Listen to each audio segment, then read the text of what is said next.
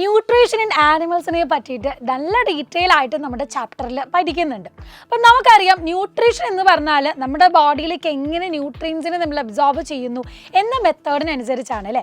അപ്പം ഹ്യൂമൻ ബീയിങ്സിൽ നമ്മൾ ന്യൂട്രീഷൻ പഠിക്കുമ്പോൾ നമ്മൾ കാണുന്നുണ്ട്, നമ്മൾ ആശ്ചര്യപ്പെടുത്തുന്ന ഒരു കാര്യമാണ് how do an acid is present in our body. നമ്മുടെ ബോഡിയിൽ പലതരത്തിലുള്ള ആസിഡ് ഉണ്ട്, പക്ഷെ നമ്മുടെ സ്റ്റൊമക്കിൽ നമ്മൾ കാണുന്ന ഒരു സ്ട്രോങ് ആസിഡ് ഉണ്ട്, അതാണ് HCl അല്ലെങ്കിൽ ഹൈഡ്രോക്ലോറിക് ആസിഡ്.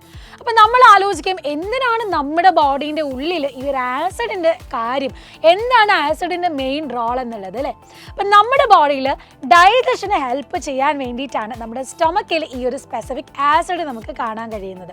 പ്രധാനമായിട്ടും പ്രോട്ടീൻ ഡൈജഷനൊക്കെ നടക്കുന്നത് നമ്മുടെ സ്റ്റൊമക്കിലാണ്, അത് ബിഗിൻ ചെയ്യുന്നത് സ്റ്റൊമക്കിലാണ്. അപ്പോൾ ഈ ഒരു സമയത്ത് നമ്മൾ കഴിക്കുന്ന ഫുഡ് വഴി നമ്മൾ എന്ത് ചെയ്യുന്നു, ഡൈജഷനൊക്കെ ബിഗിൻ ചെയ്ത് മൗത്തിലെ ഡൈജഷനൊക്കെ കഴിഞ്ഞ് സ്റ്റൊമക്കിൽ എത്തുമ്പോഴത്തേക്കും അവിടെയുള്ള HCl എന്ത് ചെയ്യുന്നു, ഈ ഫുഡിനെ നല്ലോണം ബേൺ ചെയ്ത് നല്ല രീതിയിൽ ഡൈജഷൻ നടത്തുന്നു.